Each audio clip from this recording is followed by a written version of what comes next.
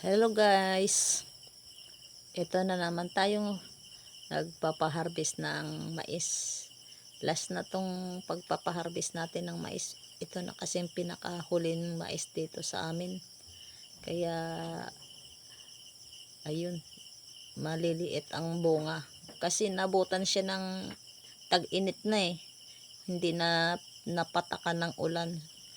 Siguro napatakan ng ulan to nung simula ng nag fertilizer kami, tapos yun, unang fertilizer, tapos sumunod wala nang ulan hanggang ngayon. Yun, kaya hindi na siya na dressingan, kaya ang liliit ng mais. Ay, ito pala guys, yung pag kumita tayo dito sa mais, kahit papano aabutan natin ng konti sina Jasper at saka sina Althea. Ibibili natin si Althea ng tsinelas. Kasi si Jasper lang ang nabilihan ng tsinelas. Akala ko kasi si Althea may tsinelas na.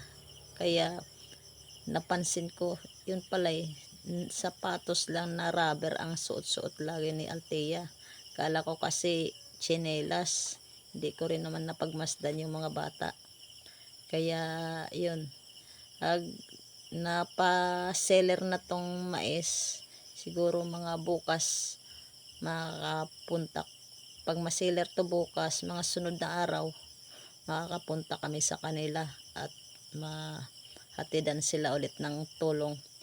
Kahit papano guys, sa maliit na halaga makakapagtawid man lang sa kanilang pang araw-araw na gastusin. Kasi yung tatay pala ng dalawang bata na nagkaroon ng problema yung trabaho niya. Kasi yung tatay noon nasa quarrying sa buhanginan, naghahakot ng buhangin sa may bangka, inaakyat sa taas. Tapos na-expire na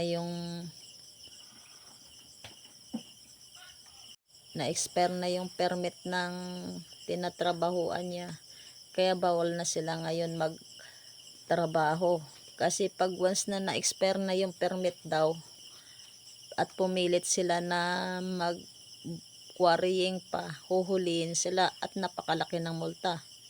100,000 ata yung multa sa pag nahuli ang isang bangka. Kaya yung amo niya hindi na nagpatuloy ng pagpabuhangin. Tapos dito naman sa amin guys, walang mahanap buhayan na kasi hindi ka rin pwede makapag arawan sa may palayan kasi walang palay, tag-init. Napakalaki ng guwang na nandito sa amin. Tapos sa tubuhan naman, wala rin dito sa tubuhan kasi napagkaliliit pa ng mga tubo. Ang trabaho lang dito kung meron man, yung pagpangunguhan ng lupo tapos ibibenta sa palengke. Ang lupo naman, sa dami ngayon nangunguha, ang bintahan ng lupo 50 lang ang kilo, 50 lang ang kilo. Kung maka 3 kilo ka, may 150 ka.